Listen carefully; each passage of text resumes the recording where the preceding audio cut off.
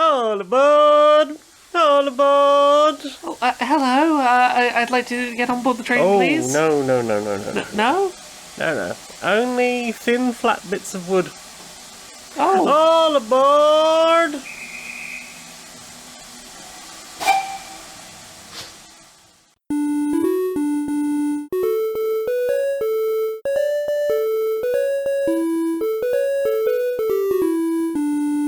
Greetings, strangers, queer and pleasant. I'm not Laura Kate Magnet Dale. And I'm not Jane Aerith Magnet Dale. And welcome to another episode of Queer and Pleasant Strangers. It's a podcast for two queer wifey types. That's us. We're two queer transmitting to our wives. Have a little chit-chat about media, what we've consumed in the week, and that sort of thing. While snuggling on the sofa. And doing silly little voices. Yeah. How you doing today? I am a chilly little bean who is attempting to get a little bit of coze. I'm a chill little bean who's pretty cozy and is very sleepy because I made an impromptu trip outside today, and that required social and travelling, and that's a sleepy-inducing thing. That's rude. You shouldn't have to do that. Yeah, I volunteered to do a thing. How dare I? How dare you do this to you? How dare I do this to me? Well. I hate when I do this to me entirely within my control. It's just wrong. Oh, what you been playing this week? Not a lot, I'll be honest. The big thing I have probably spent most time of all playing, I've been playing Half-Life 2. Yeah. Which is weird, because I've been thinking about it for a couple of weeks. I don't know if I'd, subconsciously picked up other people talking about the fact that it was nearly 20. But yeah, apparently I picked it up just in time to catch the 20th anniversary patch they've added to it. Yeah. So it now contains Episode 1, Episode 2, and Lost Coast, all straight from the main launcher. Mm-hmm. For regular Half-Life, they've added some new models, or upgraded the models. They fixed some lighting issues in the game. Created a handful of new problems. They've created a couple of new bugs. I couldn't get out of one level because Alex was standing too far forward and I couldn't get in the teleporter with her. Oopsie. And, apparently that has been an issue for about 3 days now, but hopefully that will get fixed. If nothing else, it seems like a lot of people are experiencing the same issue. And trying to work out possible solutions.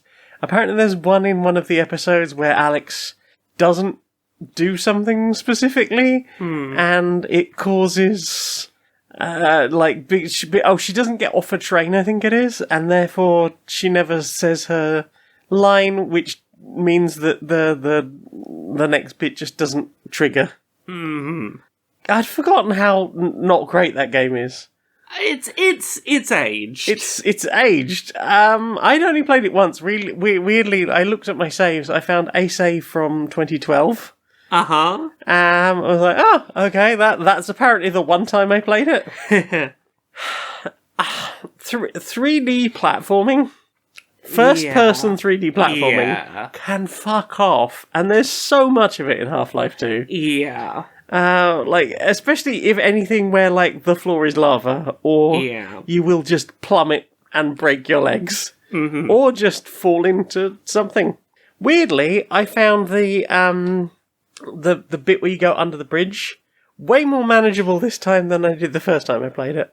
I remember thinking it was the coolest thing in the world, and I desperately needed to get a PC that would play it at the time. I'm pretty sure it is...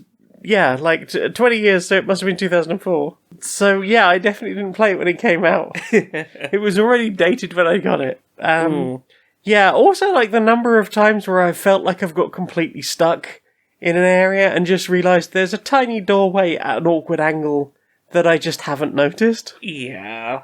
It doesn't feel like great design. It reminds me of the crew talking about Half-Life Source, I think it was. Yeah.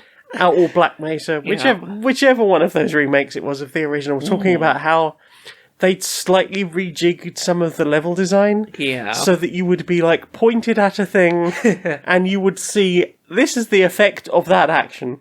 Yes, just drawing your eye to things. Yeah, there's been a few times when I've genuinely been like, "What the fuck am I supposed to do?" And I've just not had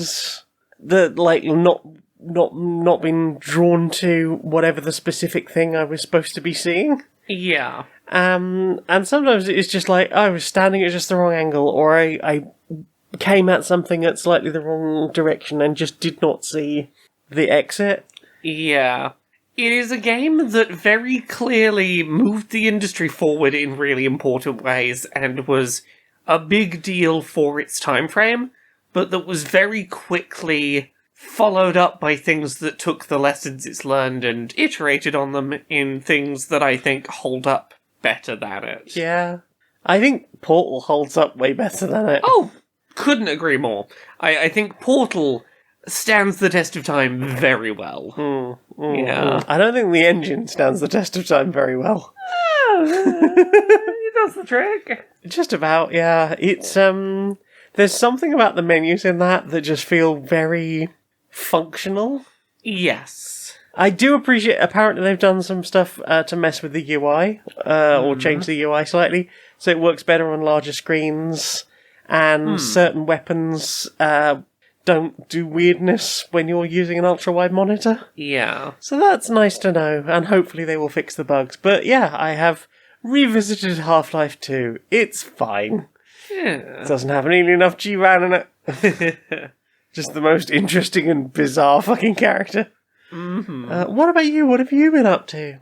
I've not played a lot new this week, in that it's been a very trying to finish things up and doing work projects kind of week.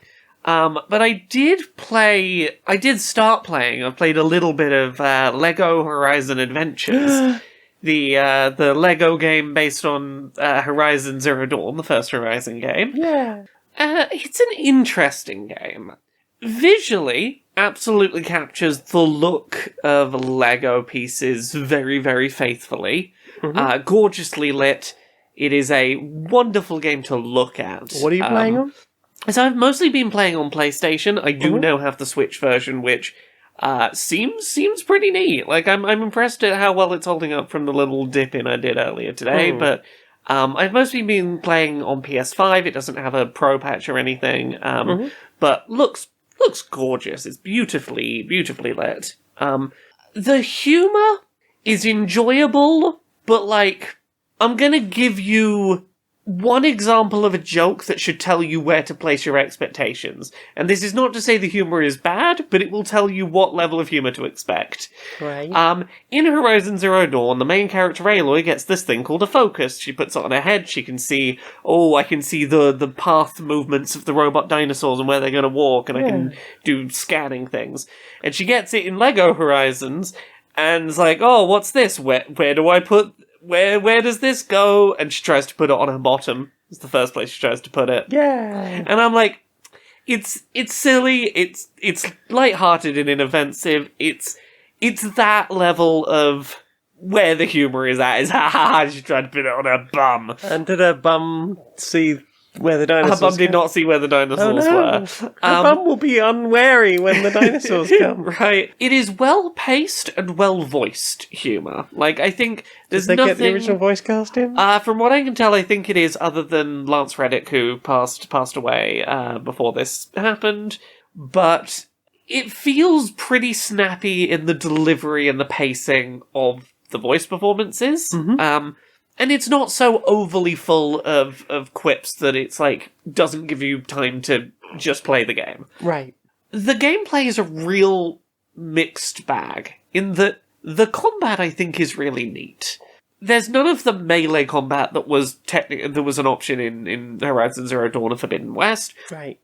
All of the combat, generally speaking, is using your bow and arrow to fight the robot dinosaurs that come in. Yeah. And that does feel pretty good.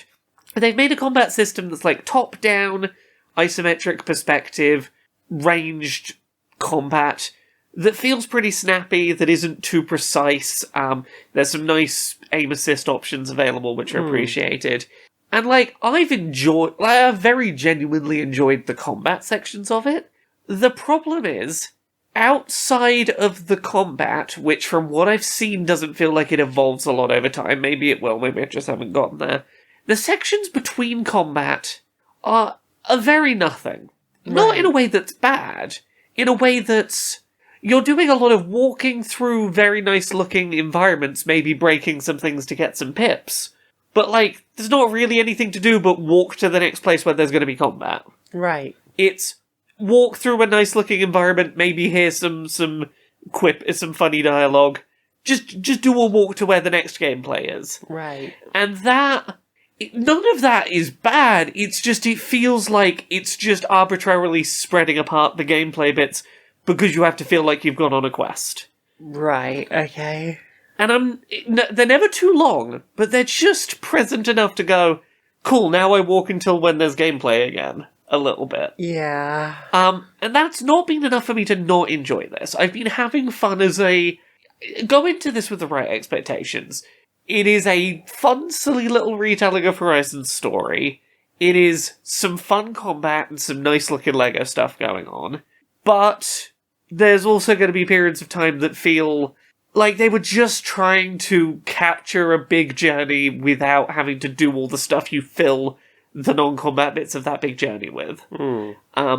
So I've been enjoying it, but I've been enjoying it with, like, I wouldn't recommend this without giving a lot of caveats to a recommendation. Yeah. It's not going to be an easy go for everyone. No. But, like, let's say you're a parent who enjoys Horizon, and your kid, who's too young to play Horizon, has been watching you play and goes, I want to play it as well, I want to play it as well. This'll probably be a good level for, they could enjoy the story too and probably play this better than they could actual Horizon. Yeah. There's some cases like that I can see this for. It is a nice, kind of mindless time I'm having fun with that is a weirdly put together game. Yeah. Do you... I mean, you've played a decent number of the other LEGO games, right? Do you think that the decision to have an XP system in this might have something to do with why there are sections of emptiness? Whereas a previous game might have just thrown more and more enemies at you. This is like, well, we can't have too many enemies because XP. I'm very early in it, but my gut says that's not the problem. My gut instinct is the problem is they only have a limited number of enemy designs to throw at you, because they are basing them on the ones from the game this is based on. And because they're creature-based rather than humanoid, they don't have the benefit of just being a minifig. Yeah, and I think that it's like, we don't want to create stuff that is not based on the canon. And, like, we don't want to throw the same handful of things at you too many times that you get bored. Yeah. We're trying to spread out combat encounters because, like, these are not as intricate a set of fights as you would be doing in the main game. The main game can get away with a more limited number of creatures because they're more intricate fights. There's more stalking and... Yeah. There is less of that here, and therefore I think they're just trying to not overplay their hand. Yeah. That would be my gut instinct. I've not played enough to know if that's accurate, but that's where it feels early on. Yeah. But yeah, that early impressions, I'm having a good time with it, while being like, I don't know if I would tell someone to buy this full price. But yeah, what about you? What else have you been playing? We played some things together. Yeah. We played a bunch more Super Mario Jamboree. We did! Super Mario Party Jamboree. Super Mario Party Jamboree! Yeah, we played the remaining 3 starting maps that we hadn't played yet. The racetrack with the go-karts. The one with the big caterpillar wiggler crawling around, the picnic happening. Biggest wiggler. And the volcano with the tides that came in and out. Yeah. What did you think? The volcano was, I think, a very typical, like, starter map for a Mario Party game. I think it did that pretty well of, like, here's a bunch of systems. They don't worry about them too much. And enjoy, play mini games, and occasionally if you stand in the right place, it might rain gold Goombas or little fire guns. Yeah. Well, you might occasionally for a turn or two get stuck on a little circular island and just have to run in a circle for a second. Unless you land on exactly the right square and you can zipline out of there. Yeah, I feel like the ziplining aspect... It is that typical thing of a dice roller where it's like, unless I land exactly on this square or this square, I don't get to do that thing. So I am literally just stuck here. I think it needed a slightly larger range of successful spots for it. Like, I think it's a single spot you have to land on. Yeah. And I feel like if it'd been like, you'd done one to either side as well, so it'd been like a stretch of 3 exclamation marks that all were successes, it still would have required some luck, but it would have been an easier target to hit, I think. I think it was all the more painful for if you've had a few rounds of rolling really low. Yes. While the tide was low. And then suddenly the tide's high. It's like, oh yeah, now I'm just doing, like, donuts on this island. I finally got a 10 and I just did 3 laps of this tiny island. Yeah. Yeah. Less than ideal. But, like, apart from that, like, the other levels I thought were great. The racetrack one was great as soon as we both swigged on the same turn that the turbo dice, the 4 dice, will not stop for the star. Yeah, so... We've both gone, oh yeah, we'll roll the turbo dice because it's going to get us right where we need to go, and then just, like, completely missing the fucking star. So to rewind slightly, this track is like a big track. But basically, there are lots of stops around this big track that give you opportunities to get a lot of move quickly around the board dice. Yes. Like, double dice, triple dice, even quadruple dice that you might roll up to a 40, theoretically, in movement. And the way that the stars happen is that, unlike some maps where you might get a star and then the next star is like 3 steps ahead of that, it alternates between 2 spots that are on totally different forks of the track. So that you basically have to do a full lap to come back for another shot at the star. Yeah. And as you say, there's lots of ways to get, like, this 4 dice block that'll let you go really, really, really fucking fast. But it doesn't do a great job of cluing you in the first time. The consequence of this dice is it lets you go really far, but if you hit the star space, you'll just go straight fucking past it. Yeah. You'll go right past the space that lets you, like, stop at Boo and steal coins or whatever. You use it when you are the furthest possible place away from where you want to be, and you need to make that big jump. You don't use it if you're too close. Yeah, start of a new lap, maybe. Yeah, and I don't mind that, I just wish it was better telegraphed. Because we both missed out on stars because of it. Yeah. But now that I understand the mechanic, I do like that track a lot. Yeah, it was a lovely track. I enjoyed the whole...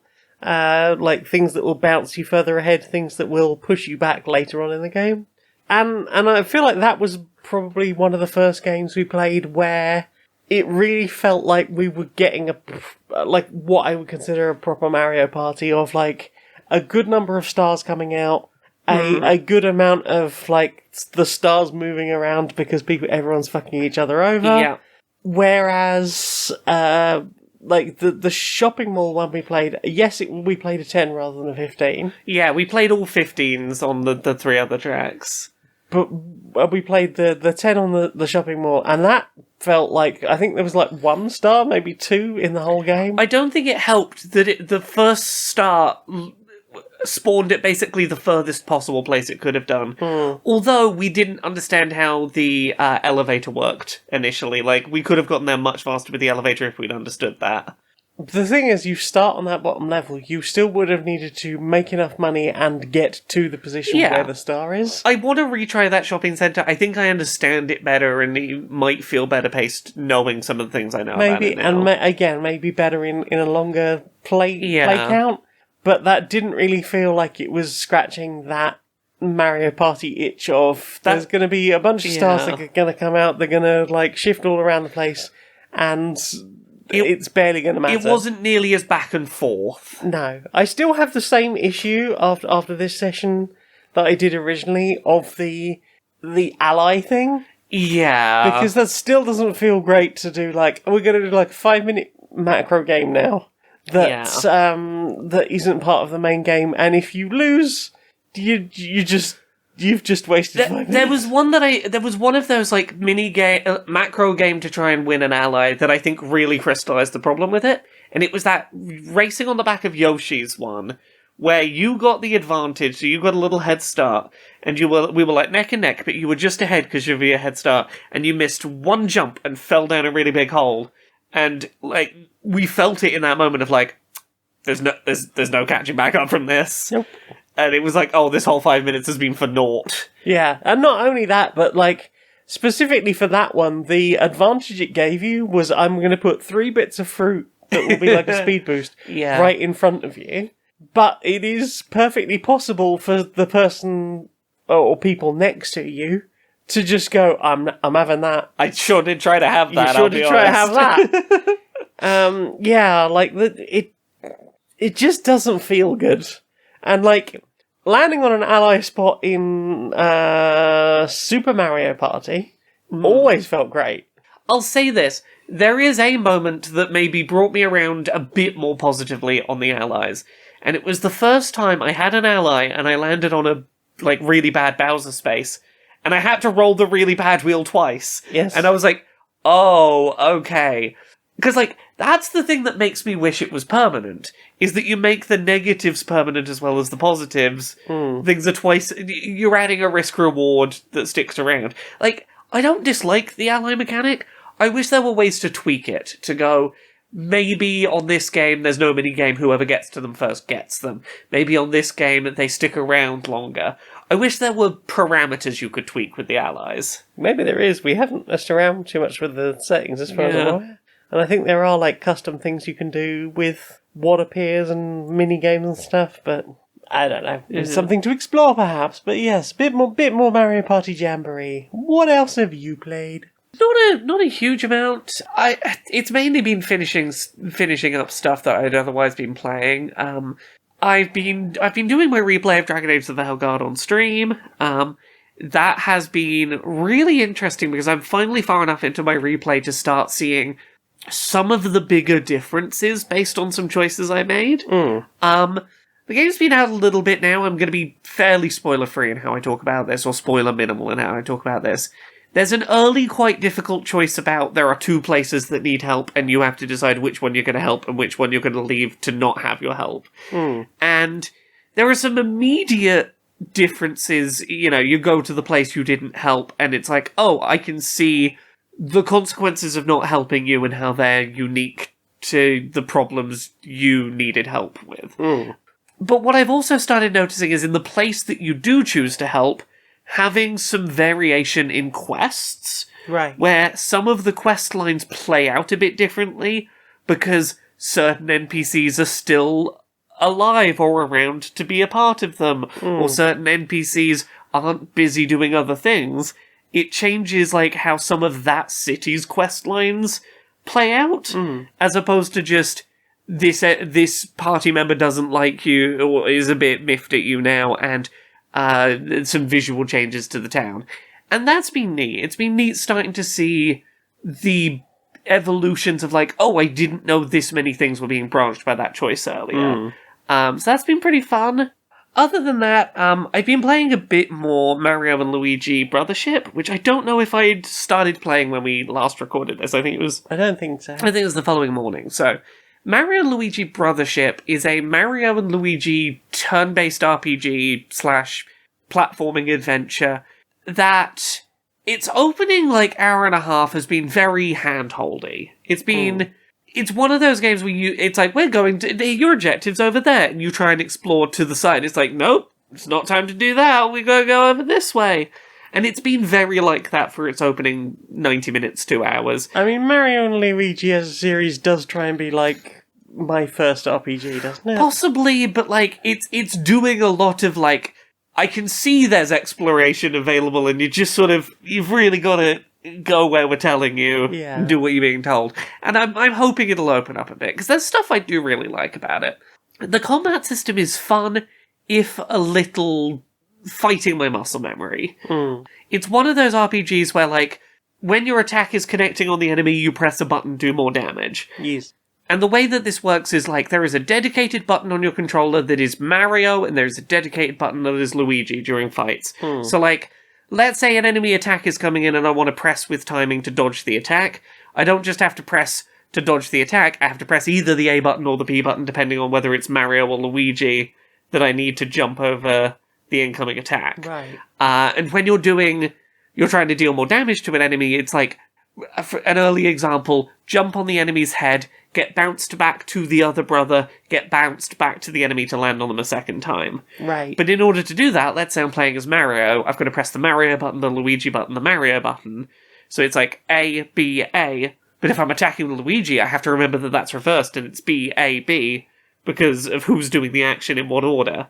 So I'm having to get my head around the muscle memory of, it's button 1, 2, 1, but which one am I starting on, or am I starting on A or B? Right. And I have whiffed a fair few attacks by pressing the wrong brother's button to start the combo. This feels like it would annoy the piss out of me. It's It's a thing that I am getting my head around, and I'm like, I hope it becomes second nature. We'll see. It is a neat idea that I don't know how great I'm going to get on with. Is the story charming as fuck? It is. Yeah. And, like, the fights are flashy and well animated and, like, really expressive, and the cutscenes are all very silly and expressive. Mm-hmm. And my favourite mechanic, and the thing that is making me go, despite everything else I need to keep playing, is Luigi logic. Luigi logic is, Luigi will sometimes be faced with a problem that the brothers do not know how to solve, and you'll get an elaborate 30-second animation of Luigi doing, like, big thinking, pondering animations, and then he'll have his big smart idea. And the idea will usually be, you know how, like, sometimes there's a solution that's really obvious to you, the player, but you're not allowed to do it because the video game rules say no? Right. Luigi will realise that the thing that's really obvious is an option. Right. Such as, we got to get to the other side of that gate, but the button to press to open the gate is on the other side. Maybe we've got to go on a whole, like, little quest to open the gate.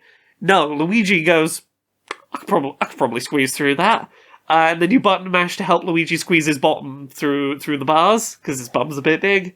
He gets to the other side, he's like, that 30 seconds of thinking animation to be like, my genius Luigi logic. I can squeeze my bum through that. It's stuff like that where Luigi will, like, have this really dramatic moment to just have a very simple idea that somehow Mario did not have. And is there any option to turn that button mash into a hole? What do you think? It's Nintendo. I don't think that they consider accessibility at all, but I thought I'd ask just in case. No, there's no option for that, no. I'm having fun with it. It's the expressive animations of the Luigi logic moments in this opening couple of hours that made me go, I'll stick with this in case it opens up more, and in the hopes that I will get my head around the combat button input stuff. I am enjoying it, but I am cautiously enjoying it right now. It's certainly not jumped up to the top of my priority list if I have to finish playing through this right now. Yeah. What about you? What have you been playing? I finished the Tartarus Key. Ooh. Twice, technically, in the same evening. Ooh. So I finished it, got a bad ending, or the bad ending, and then I was like, I'd probably speedrun back through to there, having not accidentally killed that first person who accidentally died. And, because I figured that must be what was wrong. Yeah. Because basically every time someone either died or survived, I was getting an achievement for, hey, you saved this person, or, oh, you failed to save this person. So I was like, okay, I'll give that another try. And I ran through basically up to the point that had to be in the original end of the game for the band ending, and that took about an hour. And then the remainder of the game took about another hour on top of that. Interesting. So, if you speedrun it, or if you're really, really good at puzzles, and you know exactly where to look, you could probably work it out pretty darn quickly. Mm-hmm. But the bad ending feels really bad. Mm. And then the alternative is save everyone, get to that point, and actually, no. There's like a whole bunch of other shit to do. More puzzles to solve, more things to do, more mystery. And then there's like a chance to have an ending, seemingly. It felt a bit too easy. I was like, no, there's clearly still puzzles to do. And then the true ending is batshit, and I love it. Uh-huh. But, it definitely does fall into what if, like, PS1 survival horror game, but it's just the puzzles. It really captures that very well. My only gripe with it is sometimes that PS1 jitter filter gets a bit too much. It feels like it's a bit dialed up a little bit too high. But I haven't played a PS1 game in a really long time. Maybe they did all look like that, and I just don't remember. What about you? Have you played anything else? Not really. Not that I have anything huge to say about. I've mainly been playing Vampire Survivors some more in between other work bits. Plodding away at doing the ode to Castlevania stuff. There sure is a lot of stuff in there. Sure is. That's really it for me. What about you? That's it for me. Well then. Time for this. Well, I don't know about you, but I am excited to try out these new pre-con decks for the latest Yu-Gi-Oh expansion, latest Yu-Gi-Oh era. Yeah, I guess yeah. it's all very modern.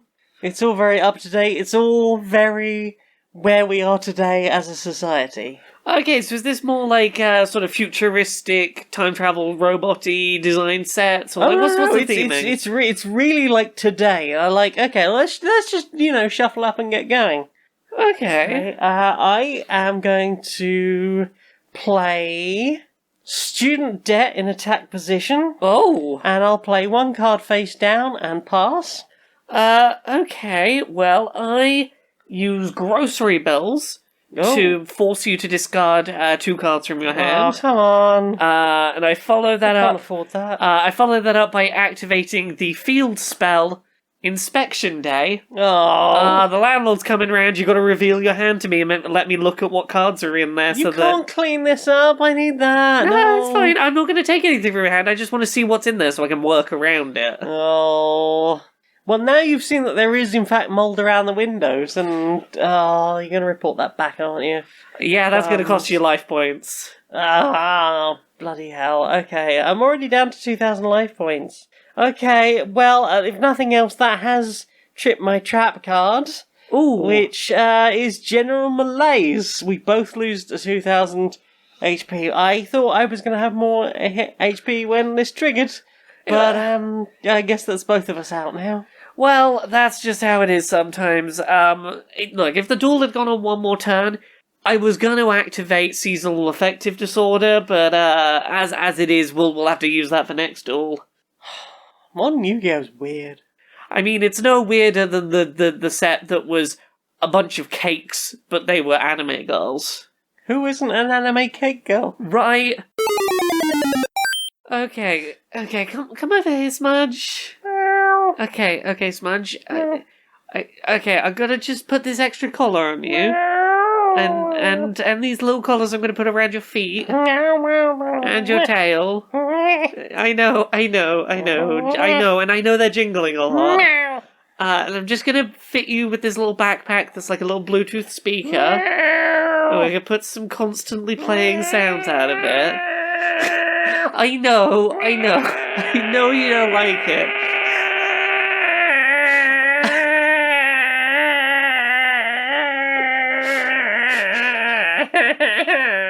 I know you don't like it, I know, baby, but you know what you're gonna like even less? If I accidentally step on you while in the VR, and you do have a habit of darting directly underneath my feet in VR. So, jingle jingle, I don't want to step on you. Love you. Okay, I'll take the feet ones off. Dreamies. Okay, dreamies. So, what have you put in your eyes? I put a film in my eyes this past week. An entire film? Yeah.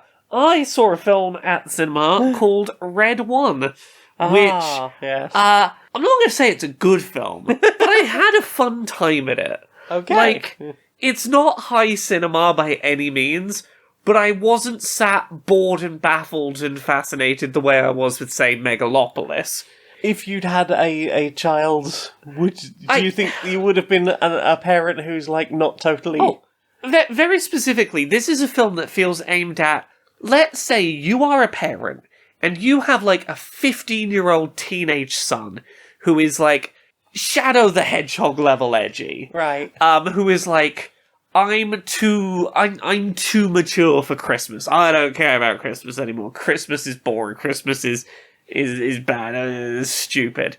But you as a parent are like, I still want to feel like I had a Christmas connection with my kid over something festive.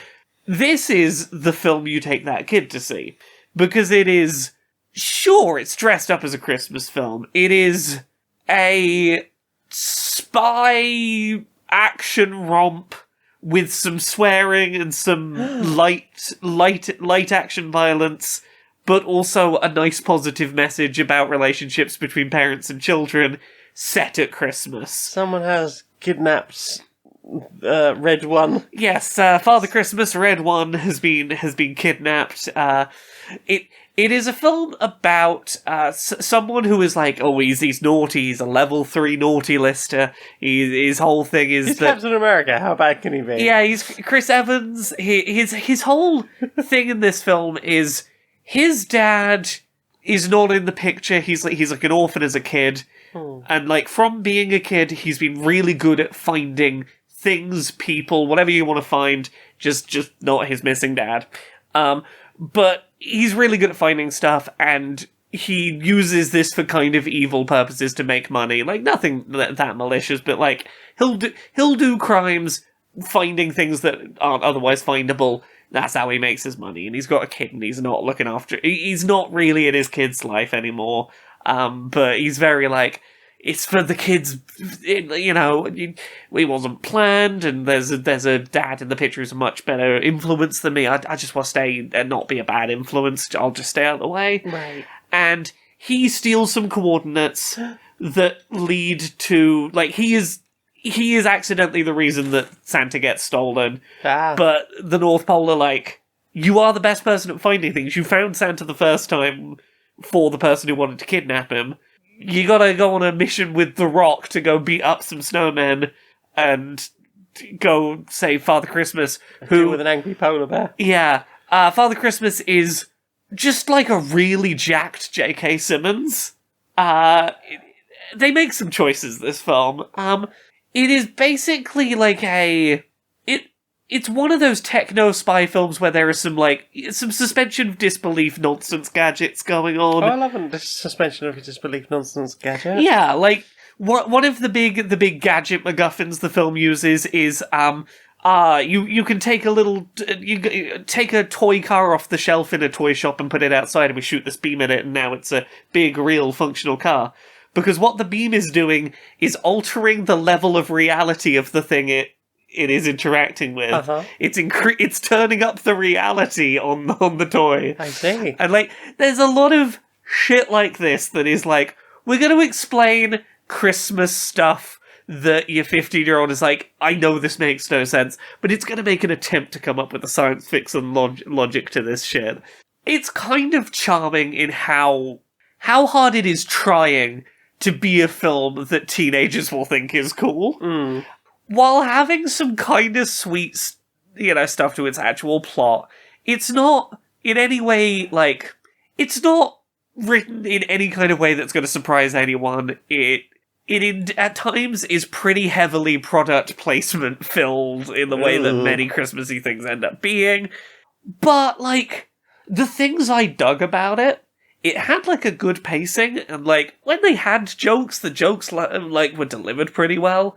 I like that this film deals with, like, multiple different versions of Christmas lore, and trying to make them fit with each other, despite the ways they kind of contradict, and to try and make some kind of unified Christmas lore. Right. Like, sure, maybe if you're in the UK, you've got Father Christmas. In Germany, you might have your Krampus, you might have the Christmas Witch in Switzerland. The Yule Lads. Yeah, the Yule Lads. The fucking Yule Lads are a part of this, and that was where I was sold, is I was like, the fucking Yule Lads are here. Who's gonna steal the sausages? Oh, it's probably the Yule Lads. I had a fun time with it, while knowing it's a film that will not leave any lasting impression on me. It's not a film that I came out of and was like, I came home and was like, I have to tell you, my wife, the things I saw, either because like it made me think interesting things, or it was so baffling that I needed to get it out. There was nothing that was like, yes, my wife, who is legendarily traumatized by the festive period, I will spend a decent amount of time talking about this film. We didn't. I was like, how was the film? You were like, it was alright. Yeah. It's like, I remember the trailer. It was a film that happened, and I had a nice time at a not terribly impressive but enjoyable film. Yeah. Like, you get me? I get you. I had a better time watching this than I did Megalopolis. I would rather sound hard. I would rather watch something a little bit formulaic and predictable and aimed at teenagers than something trying so hard to be smart that it became incomprehensible. That's where I land on that. Yeah. And occasionally I think I'm allowed a little bit of that. What about you? What did you watch this week? We watched a film together. We did. We watched We're All Going to the World's Fair. We sure did. We sure did. We sure did. So this is another film by Jane Schoenbrunn. I think I'm saying it correct. Schoenbrunn. Who did I Saw the TV Glow. Yep. And apparently, because I think you read somewhere that I Saw the TV Glow was going to be part of a trilogy, and the first part had already happened. Yes. So we checked out. We're all going to the World's Fair. We've all gone to the World's Fair. Yeah.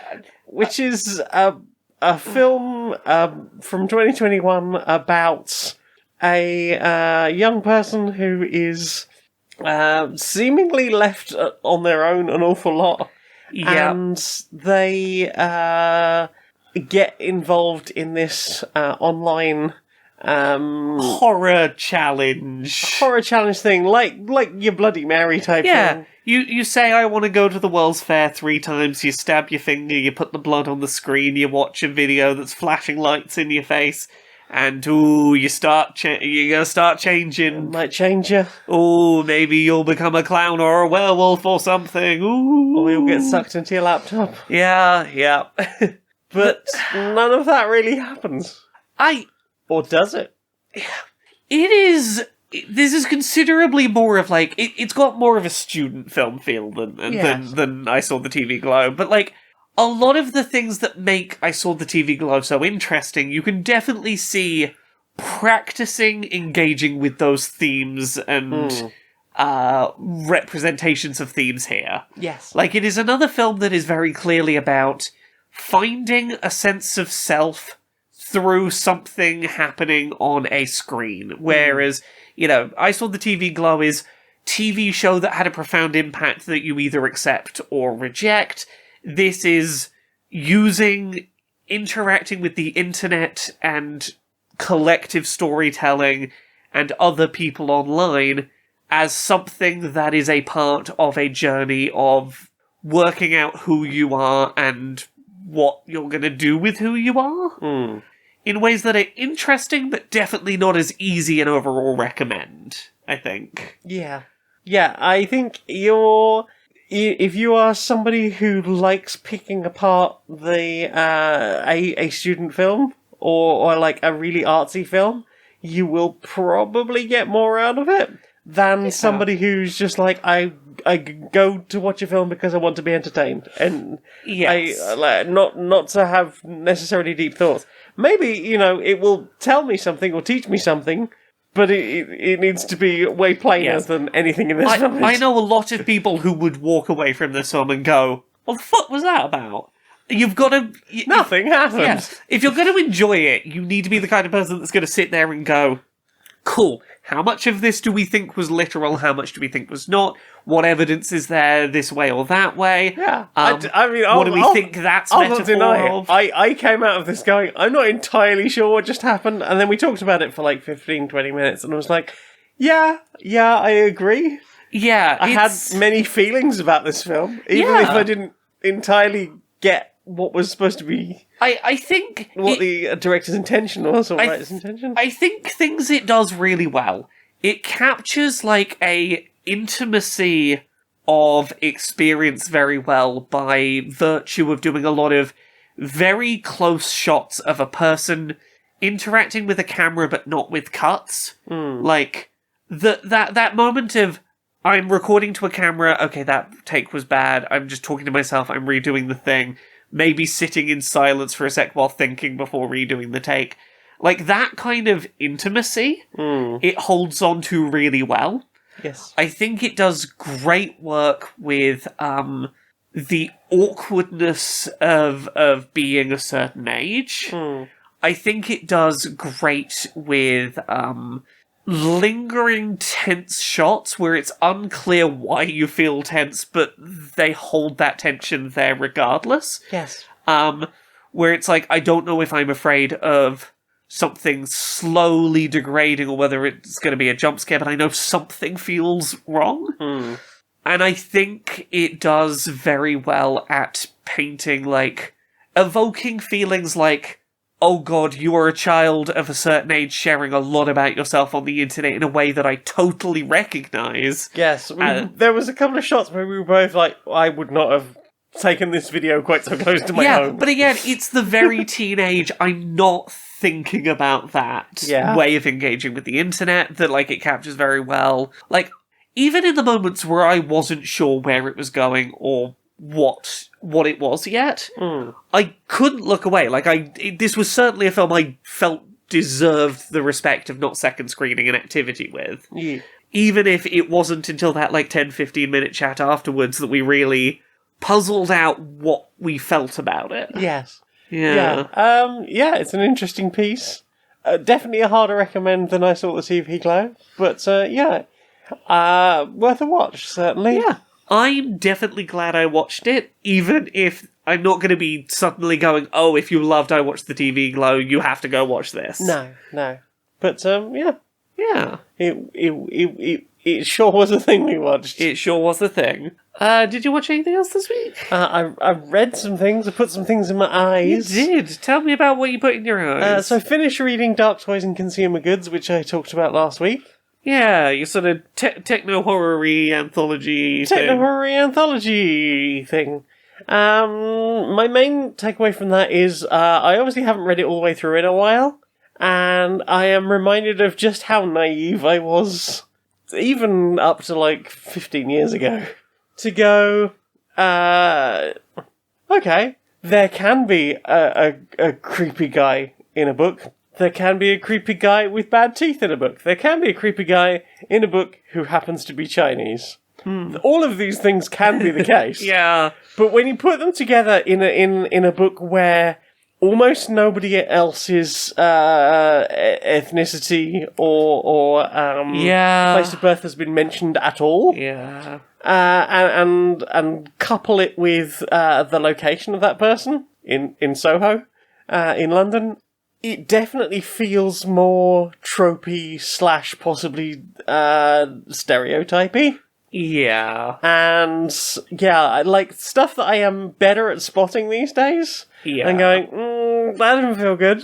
That didn't feel okay. The rest of that story is fascinating. That particular story is about kid and dad go to buy a wok in Chinatown, because apparently that's the only place you can get one. And this is a gift from Mum, because, you know, you could tell it was written in the 80s, because it's like, that's what you do. Buy Mum some cooking stuff. Yeah, that's what all mums want. But, the guy who sells them the wok, gives the kid a freebie, a keyring. And then promptly sells the dad the keyring, the batteries for the keyring. Nice work. Nice work. There's some real upselling right there. The keyring is one of those key finder things, like you whistle and it makes a high pitch beep at you, so that you can try and find your keys. It doesn't work. There's a whole thing about this kid that's basically they put all of these random little like freebie gifts around the cat's collar. So the cat, and the dad is like constantly furious, like, don't put anything else on the cat's collar. The cat is already struggling. The cat already struggles to get out of the cat flap. Stop it. The cat jingles. Do not put more things on the cat. The kid obviously puts the thing on the cat collar. The cat gets hit by a car, and then an owl whistles, which is apparently quite the right pitch, that it calls the keyring, and the cat comes back from the dead. Oh! And the story ends with, so I'm off back to Chinatown to try and find that guy and buy a bunch more of the keyrings so that I can bring Grandma back, because I know Mum's been really sad. Yeah. Well. I love how, like, weird, like, not instantly easy to see where any of these stories are necessarily going. Yeah. They're just so fucking wild. So having finished that book, I moved on to a book called Technofear by the same author, Lawrence Stagg. It's another anthology of techno horror. This one with a clown with lightning between its teeth on the cover. It's such a trashy piece of cover art. I'm fascinated by it. It's not a particularly good image, and the lightning effect between the teeth of this clown is very, very 90s, like TV special effects. That entertained me, if nothing else. The stories are, again, seem to be set in like the same sort of universe. Some of the same languages are sort of popped in there. We've had a story about a town which has its own lottery, but the lottery turns out to be, if you win, you get fed to all the homeless people. We're feeding the homeless people. There was a story about a band that's terrible, but they get this new keyboard player whose dad is a music expert and his mum is an expert on human physiology, specifically the nervous system. And he manages to make some sort of sound through a synthesizer that forces people to dance or laugh or whatever else. And the book basically ends with every car in London crashing as this band gets his first airtime. Wicked Disc was about a guy who's got a computer virus and then he gets hassled by some door-to-door religious people, maybe, ? And the virus fucks up the disc they give him, and then he gets eaten by his cables and cut in half by something that flies out of his disk drive. Yeah, there's something about YA horror I really enjoy. Yeah, you've got to get creative about how you do your scares, and you come up with some weird shit. Yeah. One I forgot to mention from Dark Toys is a guy who's like into like hot rods and driving super fast and whatever else. And it's an older car because it doesn't like run automatically into the city's systems necessarily, and he can go super fast and whatever else and have all these like power-ups and add-ons to the car, and he ends up taking a wrong exit, ends up way out in the Nuka Zone, and encounters this possible mutant guy who runs a rest stop, and there's all of this stuff for sale that's like, you could like add like extra nitrous and stuff to your cars, all these sort of things that will make his car way fancier. He's like, I figured the guy is almost certainly blind, so I'm just gonna like go back where he told me like nothing was ready for sale yet and see if I can't find myself a bargain. And then the impression is that he killed that guy, or maybe not, but certainly like stole a bunch of stuff, specifically including an entire a furry suit and furry seat covers and like floor mats and a cover for the accelerator. It turns out it was because it was in the nuclear exclusion zone outside of London that it had picked up a bunch of radiation. It was alive. I don't know how alive it was before it got nuked, and it basically eats him. You sure have been experiencing some stories. I love YA horror, it's great. It's really fucked up. What about you? What have you looked at anything else? That's it for me, really, I think. Well then, time for this. Hey Laura. Yes? We've got a new sponsor. Who's our new sponsor? Well, do you sometimes need to hob the knob? To mingle. Oh, network. Is this networking? Yeah. Networking. I sometimes got to talk to people what I don't know about professional stuff and see whether stuff happens. Yeah, and do you have like a business card? I mean, I do, but like that's small and informal. It's small and informal, and usually in a little silver case with other business cards, right? Right, exactly. What if instead of that, you just had a t-shirt with all your deets on? Oh, a shirt that just says, "Hello, I do these things. This is who I am, and now you know whether you want to talk to me or not." Yeah, and if you order now, you get a free t-shirt cannon. Ooh. Which means if someone goes, "Oh, can I get your details?" you just thunk. Ooh! Shoot them in the face with a t-shirt cannon, and then they have your details. I mean, they sure would have my details at that point. They'd have the shit out of you. They would have the hell out of my details. Right. They're not going to forget my details after they've been pummeled in the stomach by a wearable version of them. Right. So this week's sponsor is networkcheatsheet.lol.net. Well, you can have all of your info printed on curtains, a t-shirt, a bath mat, towels. Oh, I can have like a cape where I wander around the networking event with a cape that says all the wonderful things I do. Yeah, you could billow marvellously and also be networking, and other people would know, hey, we should network with that person because they got the big cape with all of those details. Those are things we're interested in, and also they look cool as fuck because who doesn't look cool in a cape? Right. So that's networkcheatsheet.lol.net. Enter the code Q&PS. Cheat and see how cheaty your sheety can be. Inside the boardroom of Supremacy Software. Hi. So, we got a problem solved because there's some nonsense going on. Right. People who either work here currently or previously worked here, right, have been anonymously talking on the internet about this being a terrible place to work. But we have NDAs. We do. They're not allowed to do that. No, but they're doing it.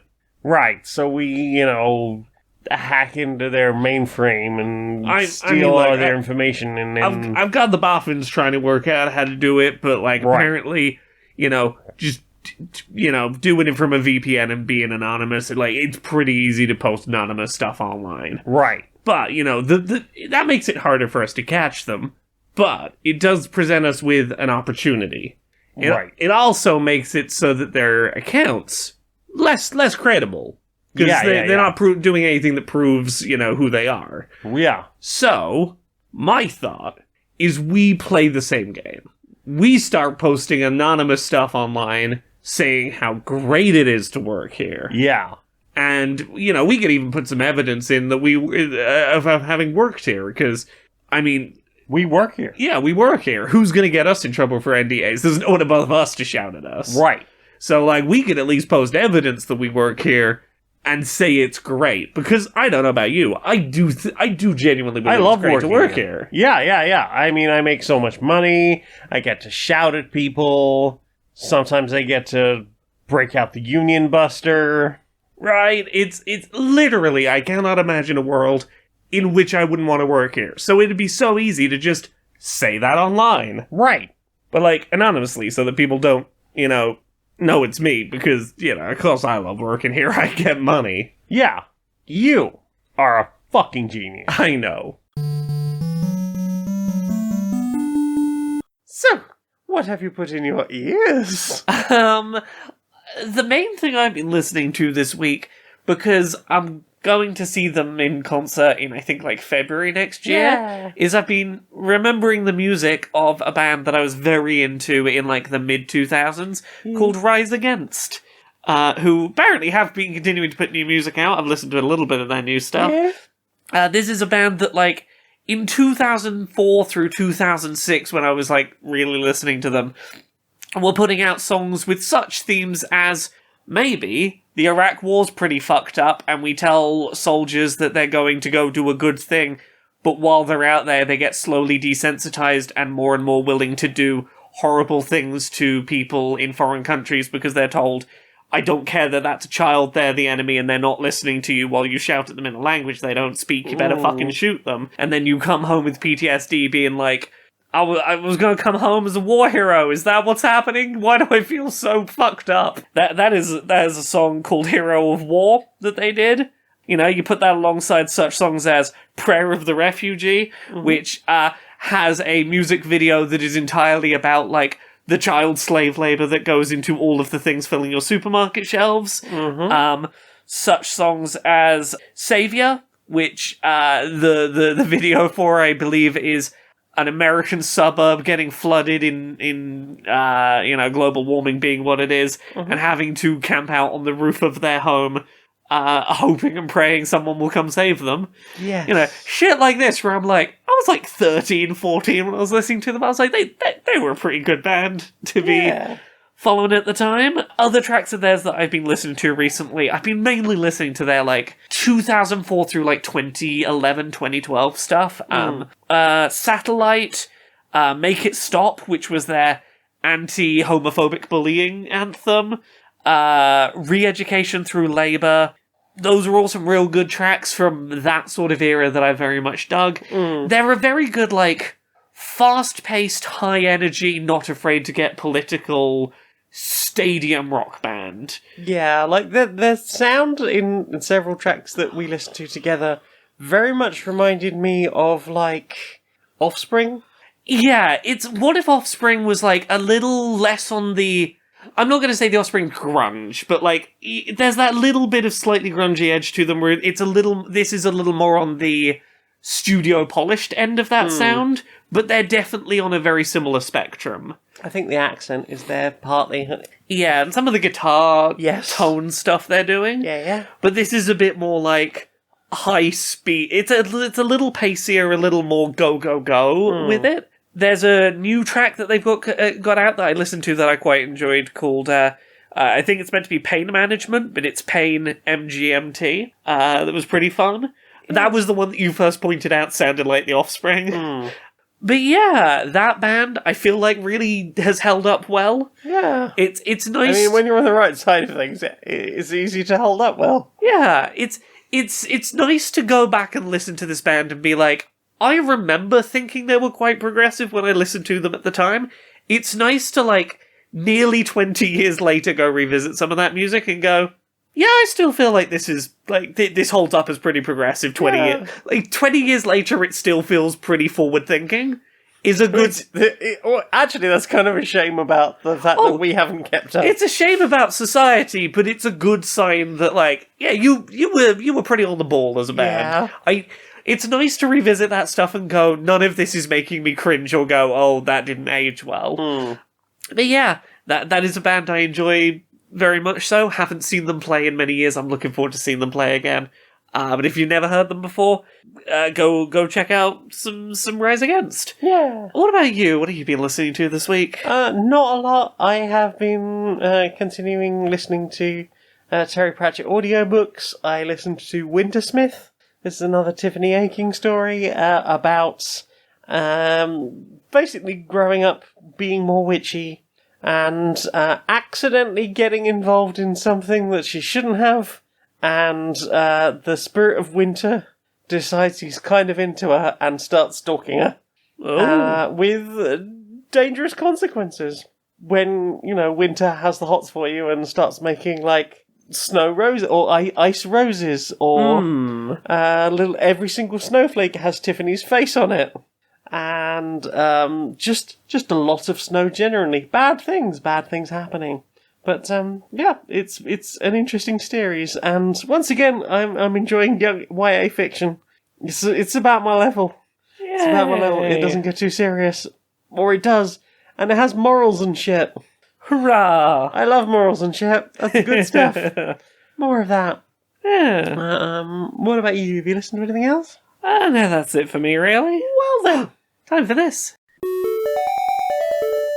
Right, okay, we're trying to work out how we can make more money out of the public domain. Now, obviously we've had the Winnie the Pooh horror film already happened. Yes. I believe there's a Steamboat Willie horror happening at some point. There's a Pinocchio one I know is happening. Yes.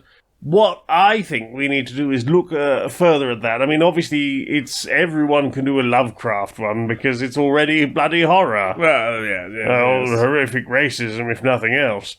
What if we did a gritty horror remake of Sherlock Holmes? Oh. Yes. Yeah, yes. Yeah, he's like a badass with a blunderbuss going around London solving really, really grisly murders. And, Moriarty's got a series of weapons and is Jack the Ripper as well, maybe. Does he maybe the sort of cocaine addiction he's got going on in the books, maybe we sort of ratchet that, we rank that up So it's more like a sort of cocaine bear level of cocaine use. Right. Oh yes, like Popeye with spinach. That's Yes. Oh, I've got to think. I've got to go to my mind palace. Quick, give me a bucket of cocaine. A bucket of cocaine and a gallon of laudanum. Oh yes. Well, I think this is going to be an amazing film. I'm very ready for a hot, ripped himbo Dr. Watson. Who's probably a werewolf. Probably a werewolf. Probably a werewolf. Oh yes. Well, that'll calm the werewolf urges down. That'll make him sort of manageable as a sidekick. Can we get Snoop Dogg to play the werewolf? I think now you've said it, we are obligated to do so. Bow wow wow, Holmes. I think you're onto something. I know I am. I'm on something. Aren't we all? Every year, more billionaires get richer and richer. Those billionaires are convinced that what they're doing is right and good, for them at least. Why not help a billionaire today by donating some of your self-doubt? If you're crippled by shame or deep concerns about whether or not you're doing the right thing, why not donate some of that to a needy billionaire, and hopefully they'll stop, fucking over the entire planet and all the people thereon. Save a billionaire today with self-doubt. Do you know what I want to see more of? What do you want to see more of? Social justice warriors. Social justice warriors? Yeah. All right, Larry. Right, Barry. How you doing? Oh, doing my best, mate. Yeah, you doing all right? Well, doing all right. Yeah. What you been up to, mate? Well, I've been pondering a thing that it's not the first time I've had this thought, but I've been thinking about a thing again. I think about it every now and then. Yeah. Which is kind of fucked up the ways that we don't offer bodily autonomy properly to children. Right? Yeah. Because, look, I'll preface this by, there are obviously situations in which you need to do things, if you're a parent of a child, for example, that they may not be happy about, but sometimes stuff's got to get done. But generally speaking, there is a lot of examples where very easily you could respect a child's bodily autonomy and you do not, and it's kind of fucked up. Like kissing elderly relatives. Yeah. Go on, give your granny a kiss. Yeah, so you don't have the option to say no to that. There is a pressure to do so. Being tickled and saying no and not stopping, because that's a prime example that really does give the impression to a kid of what you are comfortable with your body does not matter if an adult is enjoying the fact that you're uncomfortable. Yeah. That's a really fucking bad lesson to teach anyone. And there's the same with physical interactions with relatives. Yeah. Again, especially given statistics that if anything bad is going to happen, it is more likely to be a member of the family, or exactly. someone they know, and so that someone they know is probably someone that they've had more of those interactions with, where they've been told it doesn't matter what you want, that we're you didn't want to do something with that adult, but other adults around witnessed that happen and didn't step in and go, it's okay to say no to that. No, in fact, they said, no, go on, do the thing. Yeah, and this sort of pairs on with stuff this is a really simple one that I think not enough people really stop and think about, is children in school needing to ask permission to go to the bathroom. This is always one that's rubbed me the wrong way. Oh, yeah, It's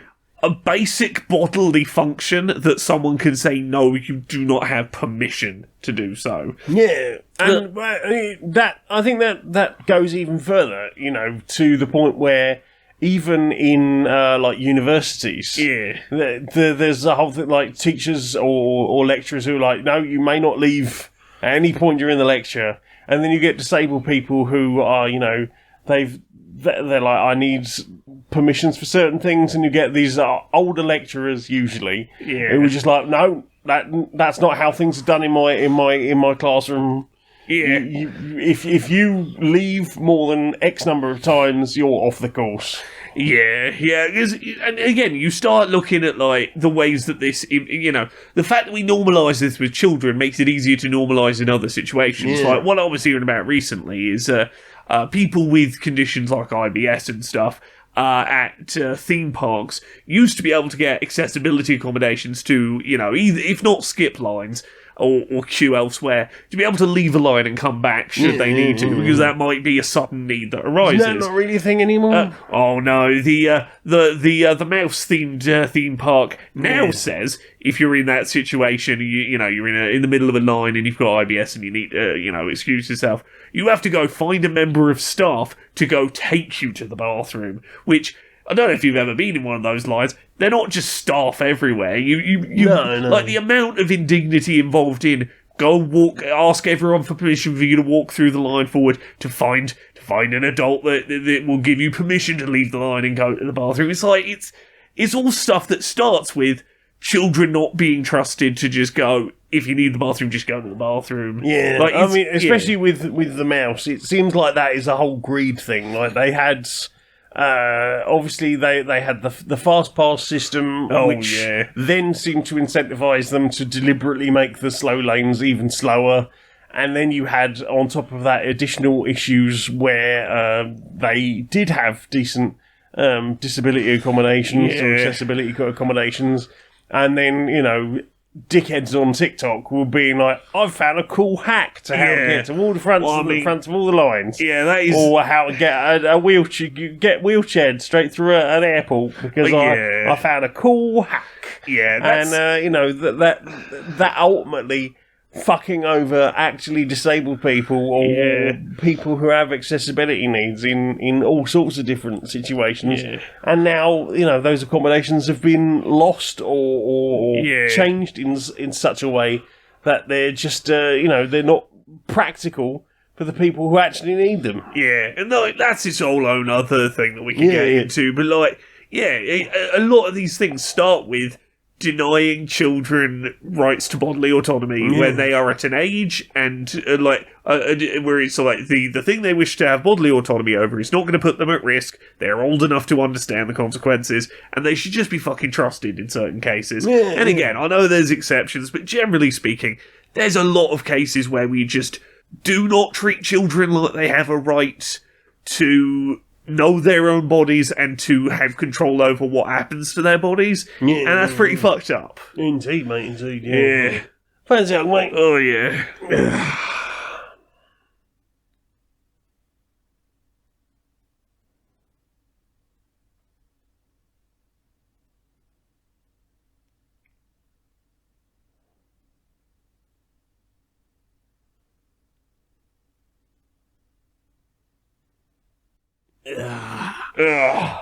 Good on, mate. Good on.